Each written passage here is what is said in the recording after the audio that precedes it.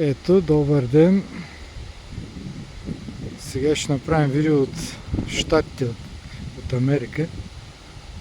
Аз живея тук 24 години. Това е Лейк Женева. Уисконсин, съседния щат до Илинойс, Чикаго. Тук живеят отличниците на Америка. Вижте какви къщи, вижте за какво става въпрос. Едно глупаво езеро, как хората са го направили.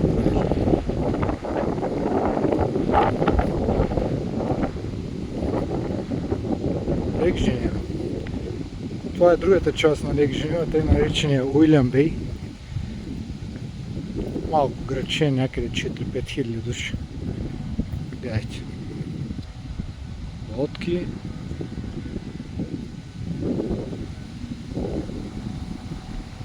Чистота. Спокойствие. Много, много пари.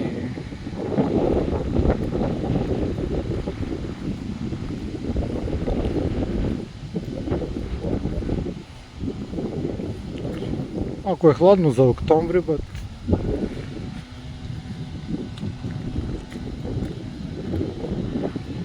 всичко косено, подредено.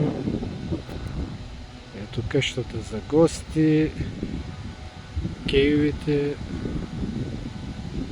А ние той не може да го направим на нашето Черноморие в България. Въпросът е защо?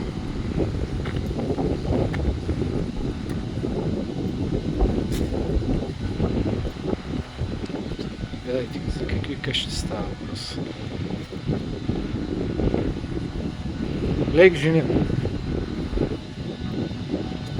24 октомври.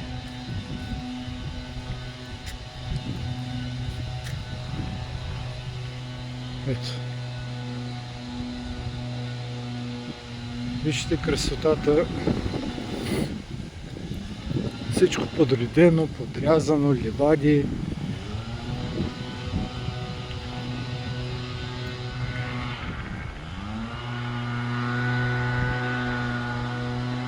Езеро. Не е море, не е океан. Ето. Как живеят хората с пари. Тъй наречените белите американци.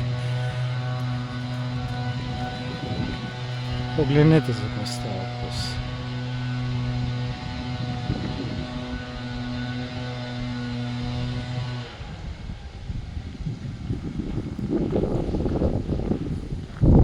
Това е едната част на тъй наречените меншини, големите къщи. Другата част е от страната на градчето Лейк Женева. И сме в момента в Уилям Бей. Другата страна, тук е по-спокойно. Няма толкова с туристи.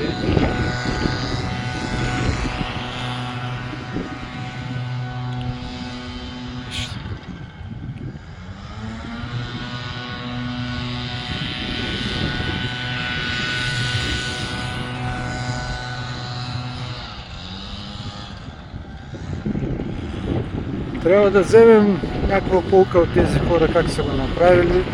В България има много хора с пари, но не са направили такова нещо. Не знам защо. Така. Приятен ден, довиждане от Щатите.